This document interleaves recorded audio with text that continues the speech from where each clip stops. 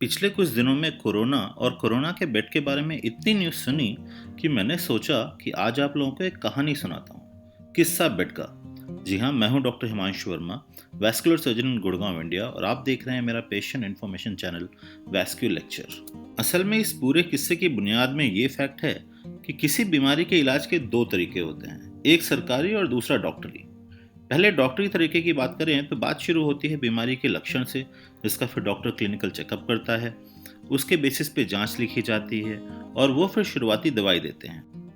Doctor दवा के response को देखता है और फिर अगर ज़रूरत होती है तो फिर एडवांस इलाज की ज़रूरत पड़ती है। एडवांस इलाज शुरू करने से पहले तक का अधिकतर भाग ओपीडी में ही पॉसिबल होता है, जबकि एडवांस इलाज के लिए हॉस्पिटल में एडमिशन चाहिए होता है, जिसे आईपीडी बोलते हैं। ओपीडी मतलब आउट पेशेंट डिपार्टमेंट। वो प्रोसेस होता है जब आप अपॉइंटमेंट लेके डॉक्टर को हॉस्पिटल या क्लिनिक में दिखाते हैं। और आईपीडी यानी कि इन पेशेंट डिपार्टमेंट वो भाग है जहां मरीज को बेड की ज़रूरत होती है, क्योंकि मरीज को हॉस्पिटल में रुकना होता है इलाज के लिए।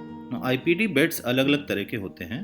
अधिकतर रूटीन पेशेंट्स के लिए नॉर्मल वार्ड्स होते हैं, जो पेशेंट के प्रेफरेंस के हिसाब से जनरल, सिंगल और डीलक्स वार्ड हो सकते हैं। ये एक जनरल वार्ड का एग्जांपल है जहां कई पेशेंट एक बड़े से कमरे को शेयर करते हैं, जबकि ये एक सिंगल रूम का एग्जांपल है, और ये एक शानदार रूम डीलक्स रूम है। Now, except better ambience and hospitality, treatment providers are same for all categories, but obviously that comes at a cost. Now, आगे बढ़ें तो सिक पेशेंट्स को आईसीयू में रखते हैं, और जो पेशेंट्स ज़्यादा सिक होते हैं उन्हें एडिशनली वेंटिलेटर की ज़रूरत हो सकती है। आईसीयू बेड्स कुछ इस तरीके के होते हैं। ये बेड्स लिमिटेड नंबर में होते हैं। इनमें डीलक्स या जनरल वार्ड जैसा कोई कैटेगराइजेशन नहीं होता है, इसलिए अगर किसी को आईसीयू बेड की ज़रूरत है तो bed has to be vacant. Beds with ventilator और भी कम होते हैं। अब अगर कोई ऐसा पेशेंट इमरजेंसी में आता है जिसे वेंटिलेटर की ज़रूरत है, वो केवल और केवल आईसीयू के बेड पे ही एडमिट किया जा सकता है जहाँ पे वेंटिलेटर अवेलेबल हो। ऐसे पेशेंट को अगर नॉर्मल वार्ड में एडमिट कर लें तो डॉक्टर उसको वो ट्रीटमेंट नहीं दे पाएंगे जिसकी उसे ज़रूरत है, और साथ ही अगर किसी दूसरे हॉस्पिटल में आईसीयू बेड अवेलेबल है तो वो भी ज़रूरी टाइम इस प्रोसेस में वेस्ट हो जाएगा। There is one more specific ward called isolation ward. ये वार्ड उन बीमारियों के लिए बनाते हैं जो एक से दूसरे पर्सन में आसानी से फैल सकती हैं, जैसे corona. All corona wards are isolation wards. इन वार्ड्स में क्रॉस इन्फेक्शन को रोकने के लिए काफ़ी सेफ्टी मेजर्स यूज़ किए जाते हैं, जैसे मास्क और पीपी किट्स। अब जब हमने काफ़ी बात कर ली इलाज के डॉक्टरी तरीके की, तो आइए देखते हैं कि सरकार के इलाज का तरीका क्या होता है। डॉक्टर्स के स्टेप वाइज अप्रोच के खिलाफ नेताओं का 2 स्टेप ट्रीटमेंट होता है जी, जांच और इलाज। और इस कोरोना कांड में एक और चीज़ समझ में आई। एक्चुअली हिस्टोरिकली नेताओं को कुर्सी से बड़ा प्यार रहा है, और जब उन्होंने कुर्सी के चाचा यानी बिस्तर या बेड का नाम सुना तो उन्होंने ये मान लिया कि कोरोना के लिए ये एक बेड ही एक ब्रह्मास्त्र है। लेकिन कहानी इतनी सिंपल भी नहीं है। अभी तक के डिस्कशन से ये आइडिया तो हो गया होगा कि all the beds are not the same, and also just bed is not enough. अगर ग्राउंड रियलिटी पे आके दो एक्सट्रीम टाइप के बेड्स की बात करें तो एक तरफ आते हैं इस तरह के बेड्स जो बहुत से गवर्नमेंट हॉस्पिटल की सच्चाई हैं। No monitors, no enough staff, no universal precautions for waste management, treatment protocols भी शायद कागजों पे ही एग्जिस्ट करते हैं। वहीं दूसरी एक्सट्रीम्स में आते हैं अधिकतर बड़े प्राइवेट हॉस्पिटल्स के आईसीयू बेड्स, जहां 24/7 monitoring is available, treatment and waste management protocols are well in place, and therefore I'm again repeating this point that just creating bed is not enough. अगला सवाल आता है कि कोरोना की लड़ाई के लिए beyond the beds और क्या क्या चाहिए। First thing is to prepare a team, and most important part is choosing right specialty doctors. Corona is a specialty dealt by doctors from pulmonary medicine, emergency medicine, ICU doctors, and then various super specialty doctors as and when needed.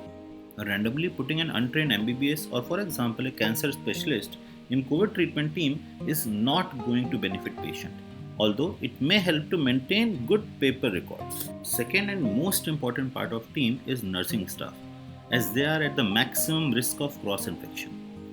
Adequate number of nursing staff is very important.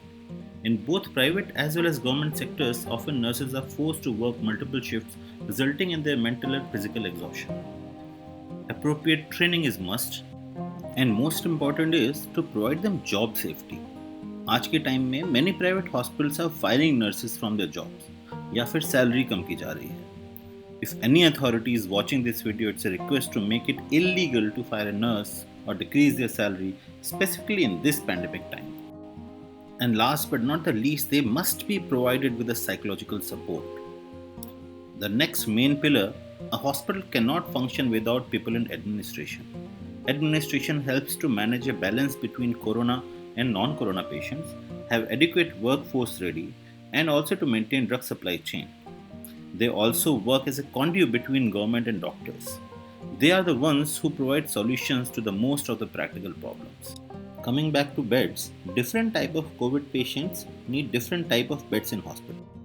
Luckily, most of the patients of corona are either asymptomatic or have mild symptoms, and these patients should be managed at home only. There are government helplines as well as packages provided by private hospitals to monitor your health by telemedicine, and these patients do not need hospital beds. Now वो Covid patient जिन्हें पहले से बीमारियां हैं जैसे कि diabetes, heart failure और kidney failure, या फिर कुछ पेशेंट जो दूसरे किसी इलाज के लिए हॉस्पिटल में एडमिट हो रहे हैं और उनका कोविड टेस्ट पॉजिटिव आता है, ऐसे पेशेंट्स को रूटीन हॉस्पिटल बेड की ज़रूरत पड़ती है. And then there are a small subset of COVID positive patients who have severe symptoms, and these are the ones who need ICU beds along with a team of many super specialists. Recently government hospital के beds काफ़ी खबरों में रहे. इनमें हालांकि free या बहुत ही सस्ता इलाज होता है, लेकिन मरीजों की बहुत लंबी लाइन होती है. इतनी भीड़ की वजह से ट्रीटमेंट स्टैंडर्ड्स मेंटेन करना बहुत मुश्किल होता है, और अधिकतर ज़्यादा लोगों को ट्रीट करने के नाम पे ओवरऑल पुअर क्वालिटी के ट्रीटमेंट को जस्टिफाई किया जाता है. ऐसे में पेशेंट केवल अच्छे इलाज की उम्मीद कर सकते हैं. इसी जगह प्राइवेट हॉस्पिटल्स काफ़ी कॉस्टली होते हैं, but they provide better doctor to patient ratio. At the cost of higher bills they are also able to maintain higher standards of care.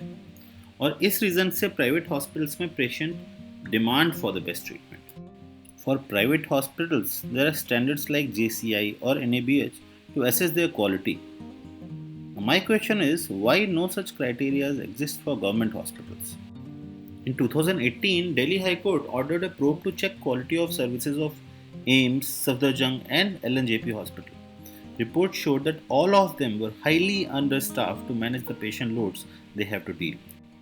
And in the end, मेरी society और सरकार से यही request है that stop criminalizing hospitals. हम एक ही team में हैं यार. And start preparing for real beds, as well as those who will be taking care of those beds. Government should also provide financial help to private hospitals so that they can keep the cost under control. Healthcare workers already बहुत ज़्यादा stress में काम कर रहे हैं. Recently 2 nurses duty के दौरान corona positive हो गई और मेंटल स्ट्रेस के चलते उन्होंने सुसाइड कर लिया. Stress is affecting us badly.